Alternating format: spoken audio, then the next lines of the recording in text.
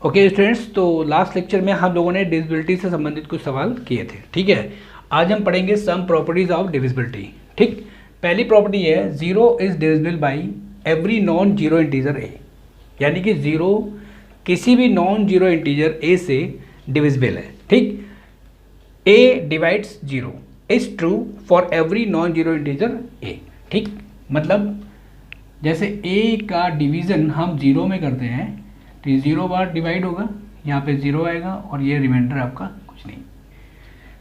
ठीक है, जैसे आप दो का डिवीज़न आप 8 में करते हैं, 2 4 जा 8, यहाँ पे रिमाइंडर क्या आता है ज़ीरो, यानी कि कुछ भी नहीं। ठीक है, तो ये हम कहते हैं ना इस चीज़ को कि 2 डिवाइड्स 8, ठीक है, इज ट्रू। इसका मतलब ये होगा कि 2 8 को डिवाइड करता है, यानी 8 2 से डिविजिबल है, या 2 इज़ ए फैक्टर ऑफ 8, या 8 इज़ ए मल्टीपल ऑफ 2। ठीक, यहाँ पे हमने 2 से डिवाइड किया, 4 टाइम्स ये गया, 8 आया, यहाँ पे रिमाइंडर 0 आया। डिविजिबिलिटी क्या होती है? डिविजिबिलिटी अगर क्वोशिएंट यानी कि भागफल आपका अगर इंटीजर आता है और रिमाइंडर आपका 0 आता है, तो हम ये कह सकते हैं कि डिविडेंड जो है डिवाइजर से पूरी तरह डिविजिबल है। ठीक, तो यहाँ पे हम ये कहना चाहते हैं कि zero is divisible by every non integer a. कैसे? मतलब ये जो आपका ए है, जब आप ए का डिवीज़न जीरो में करेंगे तो देखिए यहाँ जीरो आ रहा है, ये एक इंटीजर है, और यहाँ रिमाइंडर कितना आ रहा है 0। ठीक, क्रॉस ना लिख दें, अगर हम जीरो लिख दें तो भी कोई फर्क नहीं पड़ता। ठीक है, तो ये रिमाइंडर यहाँ पे जीरो आ रहा है और यहाँ पे क्वेश्चन भी आपका जीरो आ रहा है, तो हम ये कह सकते हैं जीरो इज डिविजिबल, ये जीरो इज डिविजिबल बाई ए, यानी कि ए divides zero is true for every non zero integer A. Clear? चलिए, सेकेंड प्रॉपर्टी आती है zero does not divide any integer. ठीक है, मतलब zero divides A is not true. ठीक है, जीरो हम किसी भी संख्या में जीरो का डिवीज़न नहीं कर सकते, क्योंकि अगर आप जीरो का डिवीज़न करते हैं, जैसे मान लेते हैं ए अपॉन ज़ीरो, तो ये ऑलवेज इनफाइनाइट आएगा। तो हम ये कह सकते हैं कि जीरो से हम डिवीज़न नहीं कर सकते, जीरो की डिविजिबिलिटी नहीं चेक कर सकते। ठीक है, ओके, ठीक है। चलिए, नेक्स्ट प्रॉपर्टी है आपकी third, if a is a non zero integer and b is any integer. A आपका नॉन जीरो इंटीजर है और बी एक कोई इंटीजर है। ठीक, और आपको ये दिया हुआ देन ए डिवाइड्स बी, मतलब ए अगर बी को डिवाइड करता है देन दिस इम्प्लाइज। ठीक, अगर ए बी को डिवाइड करता है यानी ए डिवाइड्स बी, तो इसका मतलब ए जो होगा माइनस बी को भी डिवाइड करेगा, माइनस ए बी को डिवाइड करेगा, माइनस ए माइनस बी को भी डिवाइड करेगा। जैसे हम एक कोई संख्या ले देते हैं 8, जस्ट 2 8 को डिवाइड करता है। ओके, जैसे 2 आप देखिए, आप अभी हमने दिखाया आपको 2 8 को डिवाइड करता है। ठीक है, अगर यहाँ पे -8 हो जाए, ठीक है, -8, 2 जो होगा -8 को भी डिवाइड करेगा, यानी -8/2 इक्वल टू -4। ठीक, अगर यहाँ पे -2 हो जाए तो वो 8 को डिवाइड करेगा, दैट इम्प्लाइज 8/-2 इक्वल टू -4। ये -4 आपका क्वोशिएंट है, भागफल। ठीक है, और दोनों माइनस हो जाए, यानी -2 डिवाइड्स -8, यानी -8/-2 इक्वल टू 4। क्लियर? तो मतलब अगर a divides b is true, then a divides -b, minus a divides b and -a divides -b। Clear?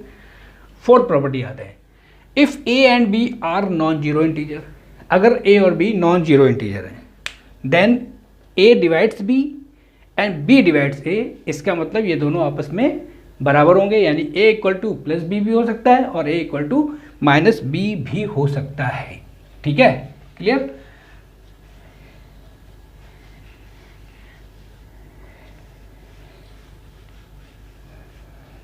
ये पॉइंट क्लियर हो गया? अगर a और b नॉन जीरो इंटीजर हैं, अगर a divides b and b divides a, मतलब a b को divide करता है और b a को डिवाइड करता है, तो ये तभी पॉसिबल है जब a equal to plus minus b। Clear? चलिए नेक्स्ट आते हैं, if a is a non zero integer and b c are any two integer, ठीक, a अगर कोई इंटीजर है जो कि नॉन जीरो है और b और c कोई इंटीजर है, ठीक, a डिवाइड्स b, मतलब a b को डिवाइड करता है और a c को डिवाइड करता है, देन ये ट्रू होगा। यानी अगर a b को डिवाइड कर रहा है और a c को डिवाइड कर रहा है, यानी कि b अपॉन a, ठीक है, एंड c अपॉन a, ये ट्रू है। ये a b को डिवाइड कर रहा है और a c को ही डिवाइड कर रहा है, तो अगर हम इन दोनों को ऐड कर दें या सब्ट्रैक्ट कर दें तो that implies b plus C upon a, यहाँ पे प्लस माइनस हो जाएगा, इसका मतलब ये ट्रू हो गया आपका, a divides b plus minus C. Clear? ठीक उसी प्रकार से अगर हम b और c दोनों का मल्टीप्लाई कर दें, b और c, तो ये a से डिवाइड हो जाएगा, यानी कि a डिवाइड्स b इंटू सी, ठीक है, और बी एक्स, ठीक है, b में x का मल्टीप्लाई, कोई x कोई भी इंटीजर हो सकता है, a डिवाइड्स बी एक्स और a divides C X for any integer x। एक एग्जाम्पल लेते हैं, एग्जाम्पल में आपको समझ में आता है।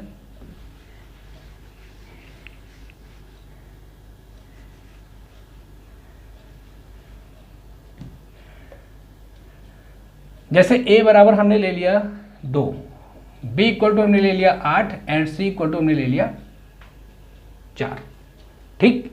तो b प्लस सी क्या हो जाएगा? या देखो यहाँ पे a जो है b को डिवाइड कर रहा है, a divides b, a divides b, ये दिया हुआ है, मतलब 2 डिवाइड्स 8, ऐसे ही a डिवाइड्स c, मतलब 2 डिवाइड्स 4, ये ट्रू है। 2 8 को भी डिवाइड करता है, 4 को भी डिवाइड करता है। तो एक बार 8 प्लस 4 करते हैं, क्या आएगा? 12। तो 2 जो है 12 को डिवाइड करेगा, इसका मतलब 2 डिवाइड करेगा 8 प्लस 4 को, ठीक। 8 माइनस 4 ले लेते हैं, 8 माइनस 4 इक्वल टू क्या हो जाएगा? 4। जो 2 होगा वो 4 को डिवाइड करेगा, यानी कि 8 माइनस 4, यानी कि दोनों के डिफरेंस को भी डिवाइड करेगा, यानी b प्लस सी और b माइनस सी हो गया, ये आपका b प्लस सी डिवाइड होगा a से, ठीक है, और यहाँ पे हमने b माइनस सी कर दिया, तो a से यानी कि 2 से डिवाइड होगा, ठीक। अगर इन दोनों मल्टीप्लाई कर देते हैं, b इंटू सी कर लेते हैं, यानी कि 8 इंटू 4, ये आपका आ जाएगा 32, ठीक। तो ये 2 से डिवाइड हो जाएगा ये भी, ठीक है, यानी कि a divides B C. Okay, इसी प्रकार से कुछ और भी इंटीजर ले लेते हैं, जैसे हम कोई और एक्स्ट्रा इंटीजर लेते हैं, कोई भी इंटीजर लेते हैं जो कि 2 से नहीं घटता है। सपोज मैंने a 2 ले लिया, b 8 लिया हुआ है, c 4 लिया हुआ है, 4, और x बराबर हम लोग 5 ले लेते हैं, ठीक है। तो देखिए a डिवाइड्स b और a डिवाइड्स c, भाई 2 डिवाइड्स 8 एंड 2 डिवाइड्स 4, तो हमें क्या करना है? b इंटू एक्स, यानी कि 8 इंटू 5, 8 इंटू 5 यानी कि आपका आ गया 40। तो क्या 40 2 से डिवाइड नहीं होगा? बिल्कुल होगा, ठीक। इसका मतलब 8 इंटू एक्स यानी कि b, 8 इंटू 5 यानी कि b इंटू एक्स डिवाइड्स, मतलब a divides B X, okay, मतलब a डिवाइड्स बी एक्स, ठीक। उसी प्रकार जरा c इंटू एक्स कर लेते हैं, यानी कि 4 इंटू 5, यह आपका आ गया 20, 22 से डिवाइड हो जाएगा, ठीक। इसका मतलब a divides c into x. Clear? ये पॉइंट क्लियर हो गए, ठीक है। चलिए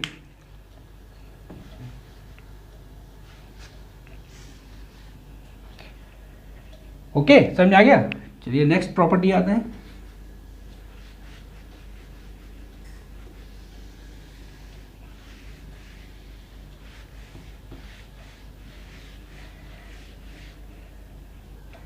If a and c are non-zero integers,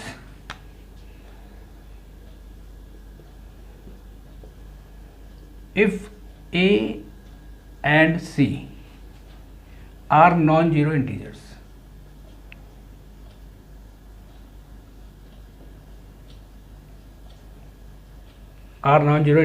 and bd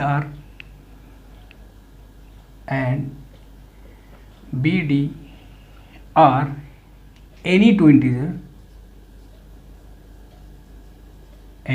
two integer, then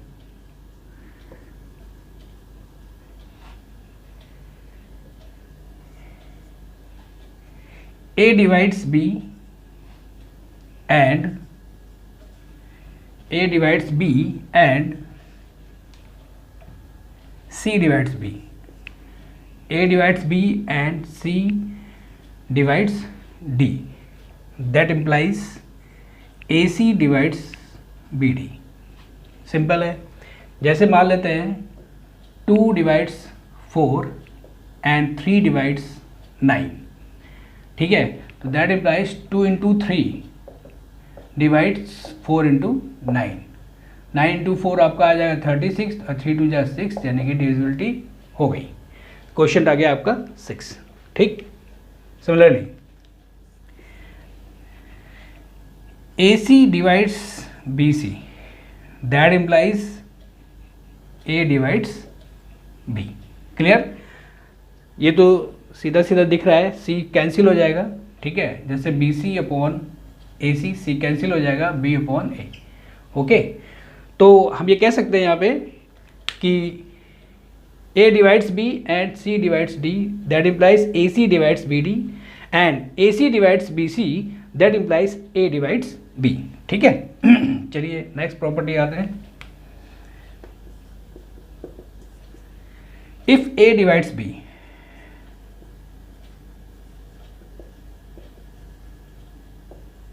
if A divides B, then by property third, A divides minus B and minus A divides B, minus A divides B. ठीक है. It is therefore enough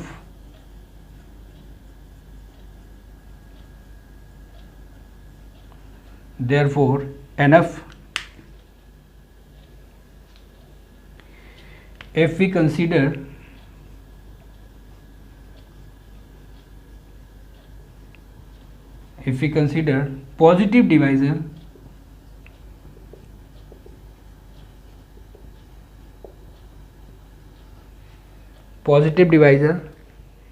of positive integer,